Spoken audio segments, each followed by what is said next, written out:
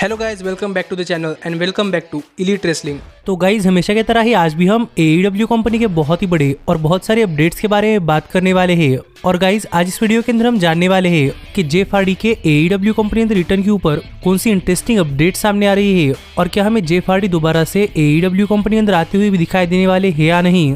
जिसके साथ ही हम जानने वाले हैं कि लास्ट वीक के डायनामाइट शो की व्यूअरशिप क्या रही, लास्ट वीक का डायनामाइट शो ऑफ एयर जाने के बाद क्या हुआ, यंग बक्स के AEW कंपनी के साथ कॉन्ट्रैक्ट को लेकर एक अपडेट सामने आ रही है। और गाइज क्रिस जेरिको ने फिर एक बार प्रूव कर दिया है कि जेरिको एक रेसलर से भी आगे बढ़कर एक इंसान भी है। तो ऐसा जेरिको ने क्या किया और ये बाकी सारी अपडेट जानने के लिए ये वीडियो एकदम आखिर तक देखना। और ऐसे ही AEW कंपनी से रिलेटेड हर एक न्यूज, रूमर और अपडेट और AEW कंपनी के हर एक शो का रिव्यू पाने के लिए हमारे चैनल को सब्सक्राइब करना मत भूलना। पर गाइस अब ज्यादा देर ना लगाते हुए चलिए ये वीडियो शुरू करते हैं। और सबसे पहले बात करते हैं लास्ट डायनामाइट शो की व्यूअरशिप की और जानते हैं कि लास्ट डायनामाइट शो की व्यूअरशिप क्या रही।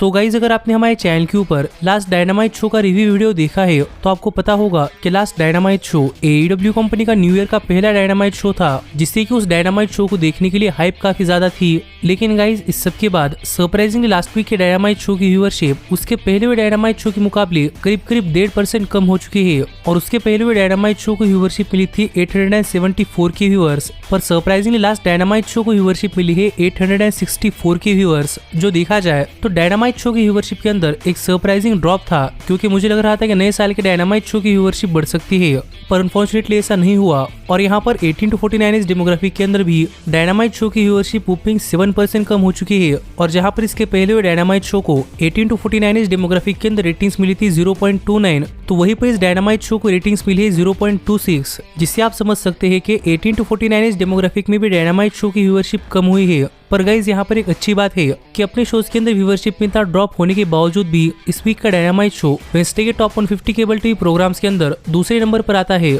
जो कि इसके पहले नंबर 4 के ऊपर था। जिससे कि आप समझ सकते हैं कि गाइज प्रोबेबली लास्ट वीक हर एक शो की व्यूअरशिप कम हुई है, लेकिन इसके बावजूद भी लोगों ने डायनामाइट शो काफी ज्यादा देखा है, जो कि AEW कंपनी के लिए काफी अच्छी बात है। क्योंकि ओवरऑल व्यूअरशिप में डाउनफॉल होने के बावजूद डायनामाइट शो नंबर 2 के ऊपर आना ये AEW कंपनी के लिए काफी अच्छी बात है। पर मैं होप कर रहा था कि स्पेशल शोज की तो व्यूअरशिप 1 मिलियन के ऊपर जाए, तो देखना पड़ेगा कि क्या आगे चलकर डायनामाइट शो की व्यूअरशिप बढ़ती है या नहीं। और आप भी मुझे कमेंट कर बताइए कि इस व्यूअरशिप के ऊपर आपका क्या कहना है।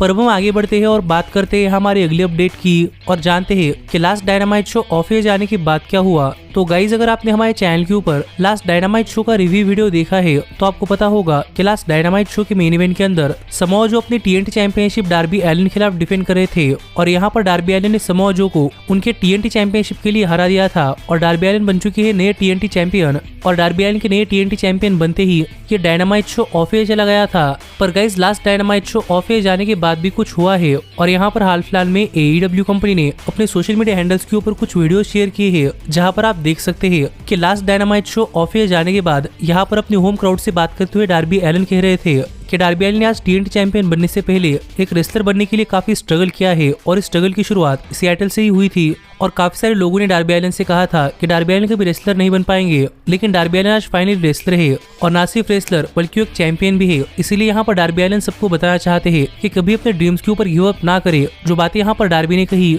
लेकिन इसके साथ यहाँ पर डार्बी ने उनके काफी अच्छे दोस्त यानी कि निक वेन को रिंग के अंदर बुला लिया। और अगर आपने डायनामाइट शो का रिव्यू वीडियो देखा है तो आपको पता होगा कि निक वेन डार्बी एलिन के बचपन के दोस्त थे और वो डार्बी एलिन के ट्रेनर के बेटे भी है। और निक वेन खुद में एक रेसलर भी है जिनकी उम्र सिर्फ 17 साल है, इसीलिए इतनी जल्दी वो किसी भी कंपनी के लिए प्रोफेशनली काम नहीं कर सकते। लेकिन उनके पास AEW कंपनी का कॉन्ट्रैक्ट है और नेक्स्ट ईयर जब वो 18 साल के हो जाएंगे तब वो किसी भी रेसलिंग कंपनी के लिए ऑफिशियली काम कर सकते हैं। और यहाँ पर निक वेन को रिंग के अंदर बुलाने के बाद यहाँ पर बात करते हुए डार्बी एलिन ने कहा कि माना कि निक वेन के फादर आज इस दुनिया के अंदर नहीं है, पर निक वेन को देखकर उनके फादर को काफी प्राउड महसूस होता, जैसा कि बिल्कुल डार्बी एलिन को हो रहा है। और एक ना एक दिन डार्बी एलिन अपनी TNT चैंपियनशिप निक वेन के खिलाफ डिफेंड करने वाले हैं, लेकिन तब तक निक वेन को ग्रेजुएट होना पड़ेगा। जो बातें कहकर फाइनली यहाँ पर डार्बी एलिन ने क्राउड को थैंक यू किया। जो सब चीजें इस वीक का डायनामाइट शो ऑफ एयर जाने के बाद हुई है, जहाँ पर आप देख सकते हैं कि यहाँ पर डार्बी एलिन ने एक नए रेसलर यानी कि निक वेन को ओवर किया है। और सच में निक वेन एक काफी बढ़िया रेसलर है। और अगर आपको नहीं पता चल रहा कि निक वेन कितने बढ़िया रेसलर है तो ऊपर आए हुए कार्ड के ऊपर क्लिक कर हमारे चैनल पर का निक वेन वर्सेस विल ऑस्प्रे का मैच देख लीजिएगा, जिससे कि आप समझ सकते हैं कि निक वेन कितने बढ़िया रेसलर है और वो भी सिर्फ 17 साल की उम्र के अंदर। और यही कुछ चीजें थी जो कि इस वीक का डायनामाइट शो ऑफ एयर जाने के बाद हुई, जिस पर आपका क्या कहना कहना है आप मुझे कमेंट कर बताइए। पर अब हम आगे बढ़ते हैं और बात करते हैं हमारे अगले अपडेट की और जानते हैं कि यंग बक्स के AEW कंपनी के फ्यूचर को लेकर हाल फिलहाल में कौन सी अपडेट सामने आ रही है। तो गाइज अगर आप यंग बक्स को AEW कंपनी के अंदर फॉलो करते हैं तो आपको पता होगा कि यंग बक्स ने साल 2019 के अंदर AEW कंपनी के साथ एक ऑफिशियल कॉन्ट्रैक्ट साइन किया था और तब यंग बक्स का AEW कंपनी के साथ कॉन्ट्रैक्ट 5 साल का कॉन्ट्रैक्ट था, जिससे कि नेक्स्ट ईयर यानी कि साल 2024 की शुरुआत में यंग बक्स का AEW कंपनी के साथ कॉन्ट्रैक्ट ऑफिशियली एक्सपायर हो जाएगा और उसके बाद यंग बक्स टोटली फ्री एजेंट बन जाएंगे, जिससे आप समझ सकते हैं कि अभी यंग बक्स के कॉन्ट्रैक्ट के अंदर सिर्फ 1 साल बचा हुआ है और उसके बाद यंग बक्स किसी भी रेसलिंग प्रमोशन के लिए जाकर काम कर सकते हैं। और यहाँ पर सब लोगों को लग रहा था कि प्रोबेबली यंग बक्स AEW कंपनी के साथ कोई नई डील साइन नहीं करने वाले और क्या पता वो दोबारा से अपने ऑप्शंस चेक कर सकते हैं। लेकिन गाइज हाल फिलहाल में यंग बक्स को लेकर एक काफी इंटरेस्टिंग अपडेट सामने आ रही है और गाइज यहाँ पर अपडेट ये है कि करंटली यंग बक्स AEW कंपनी के बैकस्टेज में AEW कंपनी के साथ एक नई डील के ऊपर बात कर रहे हैं और यहाँ पर करंटली यंग बक्स टोनी खान और AEW कंपनी के मैनेजमेंट के साथ एक नई डील को लेकर बातचीत कर रहे हैं, जिससे कि आप समझ सकते हैं कि गाइज यहाँ पर यंग बक्स प्रोबेबली AEW कंपनी के साथ ही रहने का प्लान बना रहे हैं, क्योंकि यहाँ पर अभी यंग बक्स के कॉन्ट्रैक्ट के अंदर 1 साल बाकी है। पर यंग बक्स अभी अपने नए कॉन्ट्रैक्ट के बारे में बात कर रहे हैं, जिससे कि आप समझ सकते हैं कि शायद यंग बक्स तो कभी कोडी रोड्स की तरह AEW कंपनी छोड़कर कहीं नहीं जाने वाले। और गाइज मैं भी नहीं चाहता कि यंग बक्स AEW कंपनी छोड़कर कहीं चले जाए। और गाइज अनफॉर्चुनेटली हमें हाल फिलहाल में सिर्फ इतनी अपडेट पता है कि यंग बक्स AEW कंपनी के मैनेजमेंट के साथ एक नए कॉन्ट्रैक्ट के ऊपर बात कर रहे हैं। पर जैसे ही यंग बक्स के नए कॉन्ट्रैक्ट को लेकर कोई नई डिटेल सामने आती है, जैसे कि क्या यंग बक्स ने कोई नया कॉन्ट्रैक्ट साइन किया है, तो वैसे वो अपडेट्स मैं आपके साथ शेयर कर दूंगा।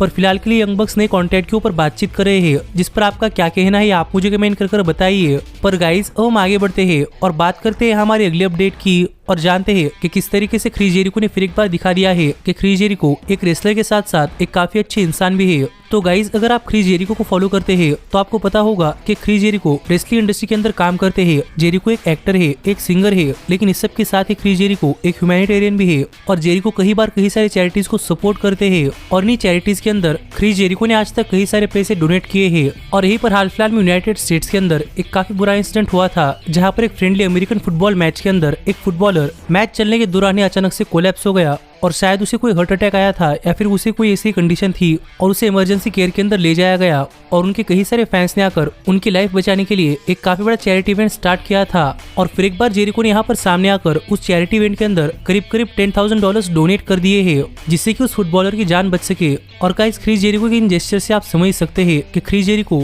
रियल लाइफ में भी काफी सारे लोगों की मदद करते हैं। और अगर आप इन पैसों को अगर इंडियन रुपीज के अंदर कन्वर्ट करेंगे तो गाइस यहाँ पर क्रिस जेरिको ने लगभग 8.25 लाख रुपए का डोनेशन किया है, जिस पर आपका क्या कहना है आप मुझे कमेंट कर बताइए। पर गाइस हम होप करते हैं कि जेरिको के इन डोनेशंस के बाद फाइनली उस फुटबॉलर का इलाज हो पाए और उसकी जान बच जाए। पर गाइस अब हम आगे बढ़ते हैं और बात करते हैं हमारे सबसे बड़े अपडेट की और जानते हैं कि हाल फिलहाल में जेफ हार्डी के AEW कंपनी अंदर रिटर्न को लेकर कौन सी बड़ी अपडेट सामने आ रही है और क्या जेफ हार्डी दोबारा से AEW कंपनी अंदर वापस भी आने वाले हैं या नहीं। तो गाइज अगर आप जेफ हार्डी को AEW कंपनी अंदर फॉलो कर रहे हैं तो आपको तो पता ही होगा कि जेफ हार्डी AEW कंपनी के साथ काम करते हुए ड्रिंक एंड ड्राइव करने केस के लिए अरेस्ट हुए थे और इसलिए AEW कंपनी ने जेफ हार्डी को विदाउट पे सस्पेंड कर दिया है और जेफ हार्डी की तरफ से तीसरी बार हुआ था, इसलिए जेफ हार्डी की कोर्ट में हियरिंग होने वाली थी, लेकिन जेफ हार्डी की कोर्ट की हियरिंग की डेट अब तक सामने नहीं आ रही और उनकी हियरिंग आगे के आगे बढ़ रही है। पर इसी दौरान जेफ हार्डी की हेल्थ स्टेटस के ऊपर बात करते हुए मैट हार्डी ने कहा था कि जेफ हार्डी की रिकवरी काफी अच्छी चल रही है और जेफ हार्डी हमें काफी जल्दी AEW कंपनी अंदर अपनी वापसी करते हुए दिखाई दे सकते हैं। जो कुछ बातें मैट हार्डी ने 2-3 हफ्ते पहले कही थी।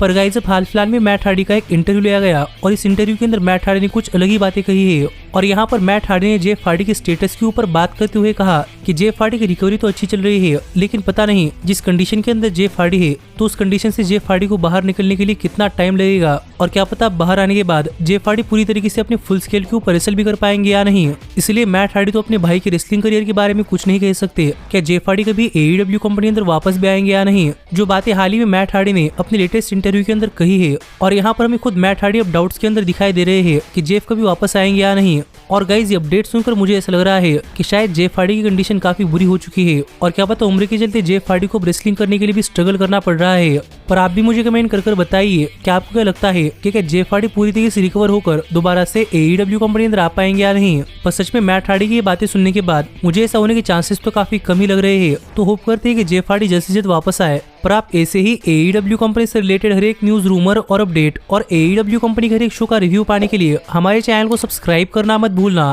पर अब मैं मिलता हूँ आपसे अगली वीडियो के अंदर। पर तब तक stay healthy, stay happy and keep watching elite wrestling. Hey, did you like that video? Click the screen for more. And where do you think you're going? Check out our official merchandise page and to support the entire cast. And thanks so much for being the elite. The elite, the elite. What, Nick, you're not going to sing it all with me this time?